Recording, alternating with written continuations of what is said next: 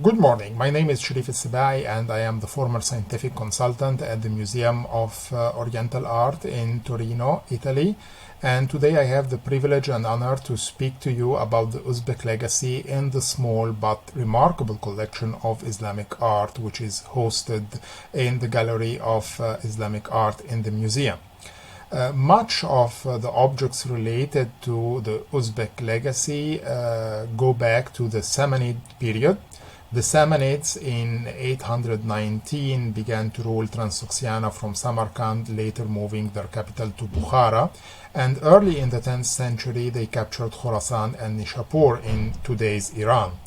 Although it was never a political capital during the Samanid period, Nishapur and also Samarkand was the city where much of the most beautiful Islamic pottery was made. The artisans used the simplest of materials, yet they demonstrated remarkable ingenuity, creating high-quality wares in a wide variety of designs, from figural to abstract to calligraphic. And the most important contribution of Samanid artisans was the invention and perfection of polychrome decoration over the slip-covered earthenware. Nishapur's earthenware is characterized by three main styles, which were popular at the same time. The first one is the underglazed buffware painted with a palette of black, green, and yellow, like the example we see now. The second type was a color-splashed earthenware imitating Chinese models, and the third one was the black-on-white wares, which we will speak about later. The decoration of the black, green, yellow buffware in turn consists of two main categories. The first one is without animated forms, and the second one, most of the objects in the museum collection fall into this second category, depicts stylized animals, birds, or human beings, or in combinations. The objects in the museum collection are the ones which aroused particular interest among earlier collectors hoping to know what Nishapur's inhabitants may have looked like. Human depictions in the museum pieces include what appears to be a ruler banqueting, accompanied by musicians and courtiers. In another example, we have a warrior horseman holding a shield and a long spear. It is surrounded by rosettes and stylized Arabic script, probably representing the word baraka, or blessings. The animals represented in the museum collection reveal birds, horses, a peacock. Peacocks figured commonly in Sasanian art, and in Nishapur they were probably regarded as a Christian symbol of immortality. Another interesting image is a simurg, which is a mythical bird in Iranian mythology, which indicates another link between pre-Islamic and Islamic periods in Iran. It is interesting to note that generally the exterior of the animate bowls tends to be more elaborate than the inanimate ones, and this is the case also in the Museum of Oriental Art collection, where the exteriors may be decorated with a variety of motifs like closed brackets and herringbone patterns. The contrast between the regular and repeated patterns on the outside and the chaotic design within is quite striking. The museum collection also comprises several superb examples of the most attractive Nishapur black-on-white wares. In this case, the black pigment is starkly applied on the white engobe and covered with a transparent, mostly colorless lead gaze. The decoration of the style is different than the other groups. The designs are normally free of crowded, chaotic details and are concentrated in a small area like the rim or the center of the bowl. The most successful and elegant forms of decoration on this type of wares are the Arabic inscriptions, of course, widely represented in the museum's collection. It is important to understand Islam's veneration for the written word. Calligraphy was particularly praised in the Islamic world and indeed considered the most venerated and esteemed art because of the close connection between the Arabic language and the Quran revealed directly from God to his Prophet Muhammad.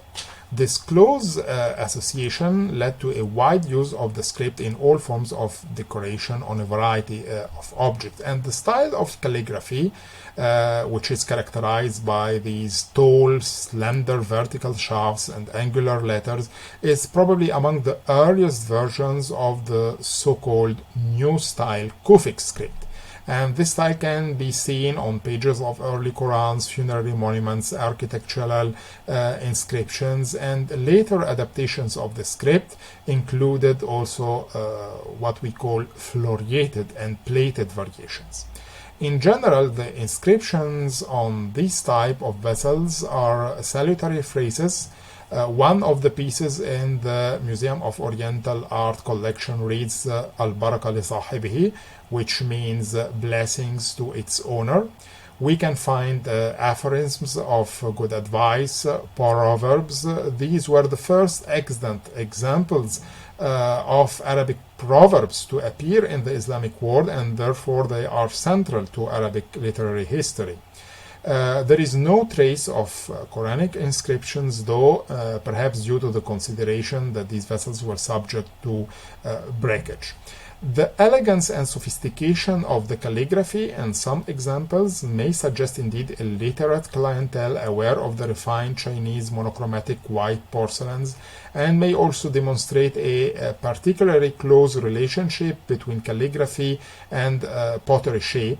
But sometimes the legibility of the inscriptions depend on many factors. Sometimes the potter may sacrifice legibility for the sake of ornamentation in an attempt to achieve decorative balance, but other times illegibility may occur because of poor literacy. Some of the pot decorators did not know how to write in Arabic and drew certain letters as in mirror writing, as we can see in this example, or they produced pseudo-Arabic inscriptions which bear only a vague resemblance with actual writing.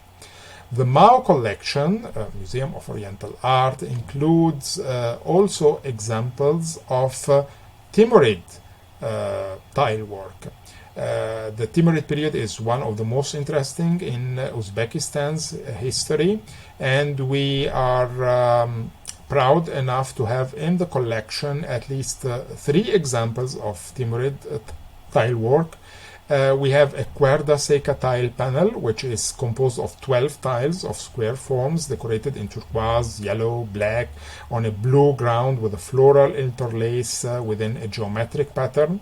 Another important object is a mosaic panel of rectangular form with a Quranic Kufic inscriptions. These are the remnants of a verse from the Quran, which says, and rewarded them with an imminent conquest.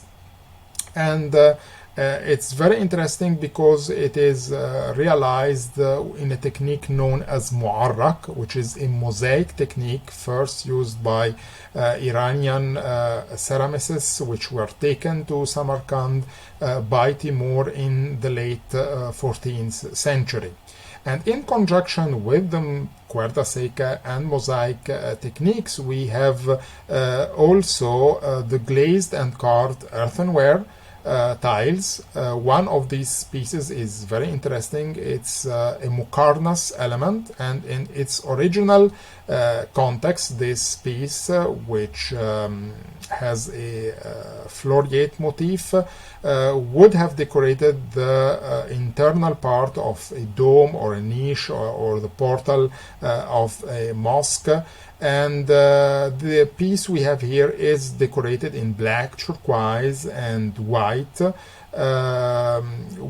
with this rich shade of turquoise color, which is associated with paradisiacal imagery, and it displays similarities with tiles we would find in the Shahizinda complex in Samarkand.